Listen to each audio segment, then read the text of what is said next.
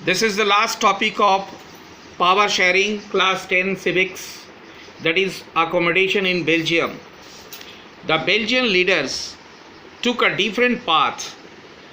They recognized the existence of regional differences and cultural diversities between 1970 and 1993.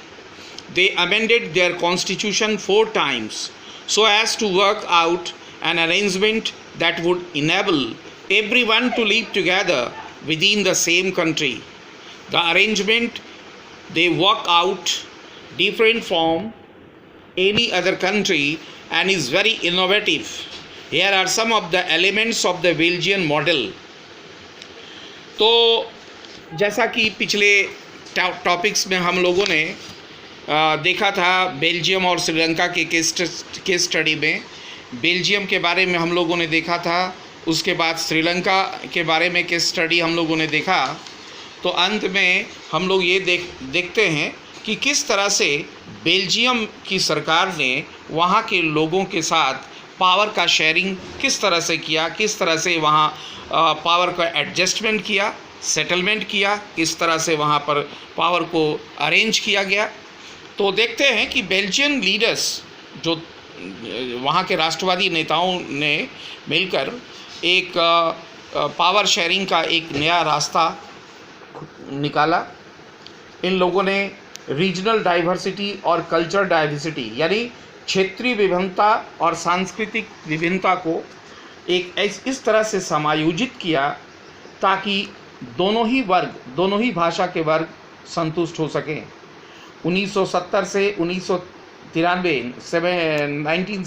1993 में वहाँ की सरकार ने वहाँ के संविधान को 4 बार संशोधन किया। 4 बार संशोधन किए जाने के बाद वहाँ पर पावर का अरेंजमेंट इस तरह से किया गया ताकि हर एक लोगों को एक साथ रहने की आज़ादी मिली। एक ही देश के अंदर विभिन्न भाषा भाषी के लोग खुशीपूर्वक वहाँ रह सकें, तनाव रहित रह सकें। और ये जो अरेंजमेंट था वो दूसरे देशों से बिल्कुल भिन्न था, बिल्कुल अलग था। तो अब हम देखते हैं कि बेल्जियम की सरकार ने वहाँ अपने जो विभिन्नताएं थी, जो डिफरेंसेस था, जो एथिकल और जो एथनिक डिफरेंसेस थे, जो वहाँ पर असंतुष्टि थी, जो डिससेटिस्फैक्शन था, उसको किस तरह से अरेंजमेंट किया, तो उसे हम बेल्जियन मॉडल के नाम से जानते हैं। तो देखते हैं पहला number, the constitution prescribe that the number of Dutch and French speaking ministers shall be equal in central government. Some special laws require the support of majority of the members from each linguistic group. Thus, no single community can make decision unitedly. तो इसमें देखा गया है कि संविधान ने इस तरह की व्यवस्था कर दी कि बेल्जियम में डच और फ्रेंच भाषा दोनों भाषी के लोगों को शासन में भागीदारी मिली। यानी डच और फ्रेंच भाषा के बोलने वाले लोगों को वहाँ पर समान रूप से मिनिस्ट्री मिली, समान रूप से मिनिस्टर बनाया गया। वहाँ खास करके वहाँ सेंट्रल गवर्नमेंट में सबको समान रूप से अवसर दिया गया। दोनों को समान रूप से मिनिस्टर बनाकर उन्हें संतुष्ट करने की कोशिश की गई। कुछ ख़ास कानून की ज़रूरत पड़ी और वहाँ भाषा के आधार पर उसको अकोमोडेट किया गया। इस तरह से एक सिंगल कम्युनिटी को ध्यान में नहीं रखकर बल्कि दोनों कम्युनिटी को ध्यान में रखकर वहाँ सर्वसम्मति से फैसला लिया गया। Number 2, many powers of the central government have been given to state government of the 2 regions of the country. The state governments are not subordinate to the central government. संवैधानिक व्यवस्था ये भी थी कि बहुत सारी शक्तियाँ केंद्र सरकार से लेकर उसे राज्यों की सरकार को दिया गया और दोनों क्षेत्र फ्लैमिश और वलोनिया रीजन में वो शक्तियों का बंटवारा किया गया, पावर का शेयरिंग किया गया। स्टेट गवर्नमेंट अब सेंट्रल गवर्नमेंट के अधीनस्थ सरकार न रहकर वो एक स्वतंत्र सरकार के रूप में अस्तित्व मिला। जैसे हमारे भारत में यही व्यवस्था है, सेंट्रल गवर्नमेंट की जो व्यवस्था अलग है और स्टेट गवर्नमेंट की व्यवस्था अलग है। हमारे यहाँ भी दो तरह की सरकारें हैं और दोनों के लिए अलग अलग पावर एंड फंक्शन संविधान में लिखे गए हैं। ऐसी ही व्यवस्था बेल्जियम में भी की गई। Number 3, Brussels has a separate government in which both the communities have equal representation. The French-speaking people accepted equal representation in Brussels because the Dutch-speaking community has accepted equal representation in the central government.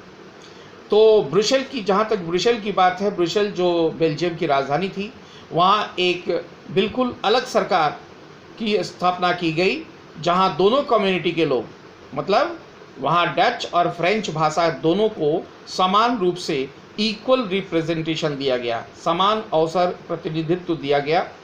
दोनों भाषा के लोगों को समान अवसर देते हुए उनको शासन में भागीदारी दी गई, क्योंकि ये डच स्पीकिंग कम्युनिटी ने भी इक्वल रिप्रेजेंटेशन को स्वीकार किया था और इस तरह से सेंट्रल गवर्नमेंट और स्टेट गवर्नमेंट दोनों ही गवर्नमेंट में दोनों ही भाषा के बोलने वाले लोगों को समान अवसर मिला, समान प्रतिनिधित्व मिला।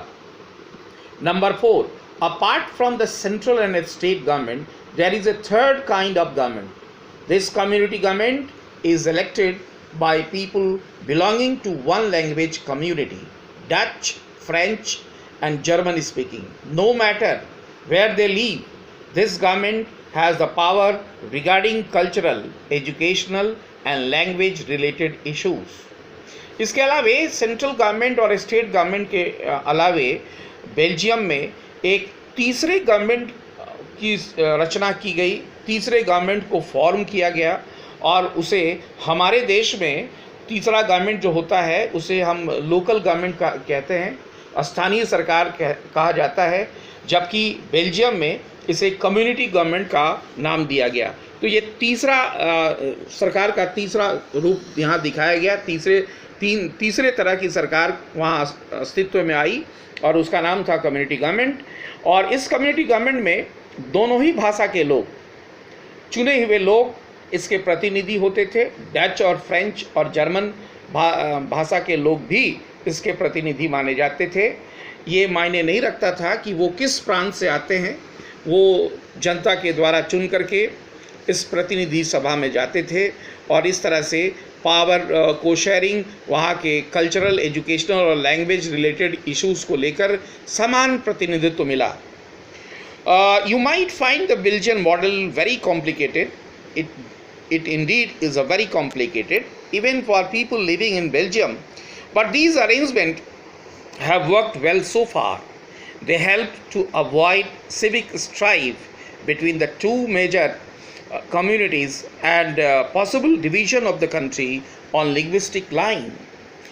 And when many countries of the Europe came together to form the European Union, Brussels was chosen as its headquarters. तो हमने देखा कि बेल्जियम मॉडल बड़ा ही कॉम्प्लिकेटेड था, बड़ा ही पेचीदा था।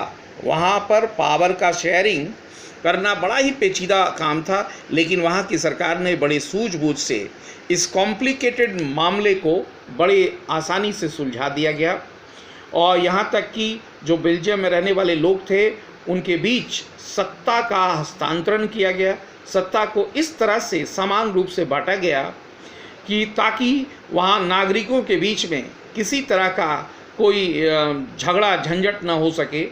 दो मेजर कम्युनिटीज़ जो फ्रेंच और डच भाषा के लोग थे, उनमें भी सत्ता को इस तरह से अरेंज किया गया, इस तरह से सत्ता की भागीदारी दी गई ताकि कोई भी अपनी असंतुष्टि व्यक्त न कर सके।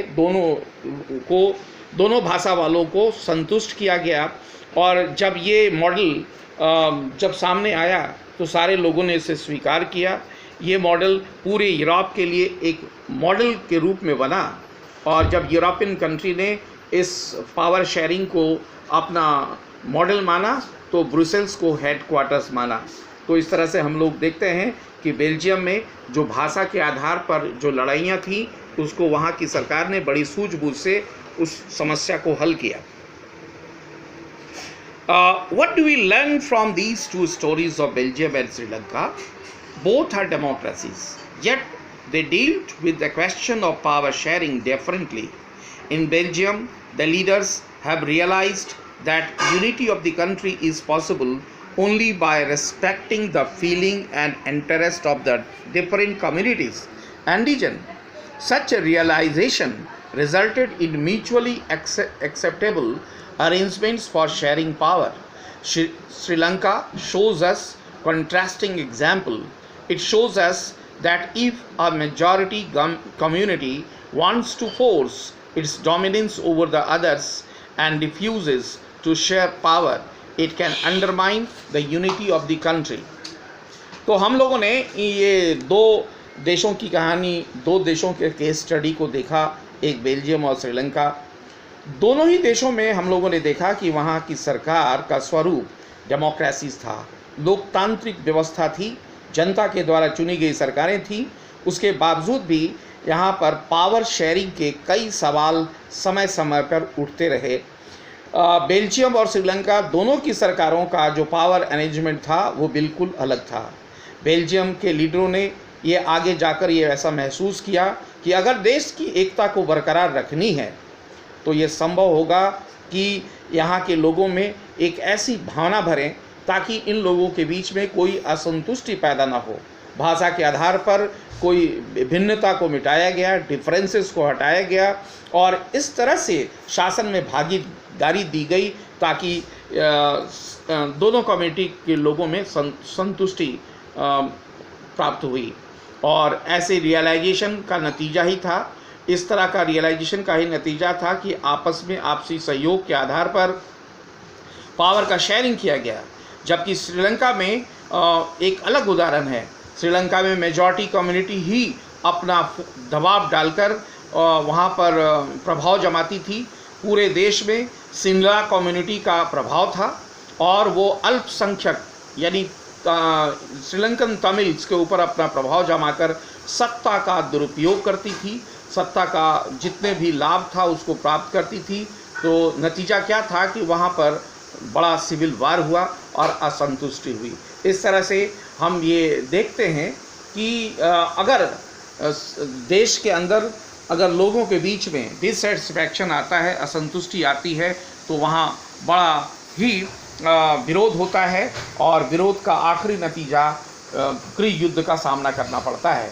तो इस तरह से सरकार ने आगे जाकर महसूस किया कि सत्ता का विभाजन होना आवश्यक है, सत्ता का शेयरिंग होना आवश्यक है ताकि डेमोक्रेसी में प्रत्येक व्यक्ति को समान अवसर मिल सके। अब हम लोग आखिरी में क्वेश्चन आंसर की तैयारी करेंगे। तो बच्चों, आपको क्वेश्चन आंसर तैयार करना है। इसके लिए जो एनसीईआरटी के जो सवाल हैं, ये सारे सवाल आपको नहीं करने हैं, लेकिन एटलीस्ट आपको अभी 3 सवाल तो निश्चित रूप से करना है। पहला सवाल, क्वेश्चन नंबर 1, व्हाट। तो ये तुम्हारा होमवर्क रहेगा, इसे तुम बना के रखोगे और जहाँ होमवर्क बनाने में कहीं दिक्कत होगी तो पूछ सकते हो बेझिझक। Question number 1, question number 2 and question number 3। फिलहाल 3 सवाल को अच्छी तरह से पढ़कर उसको तैयारी करना और फिर हम लोग आगे जाकर सिविक्स का फेडरलिज्म पढ़ेंगे। ये पावर शेयरिंग आज यहीं समाप्त होता है। Thank you.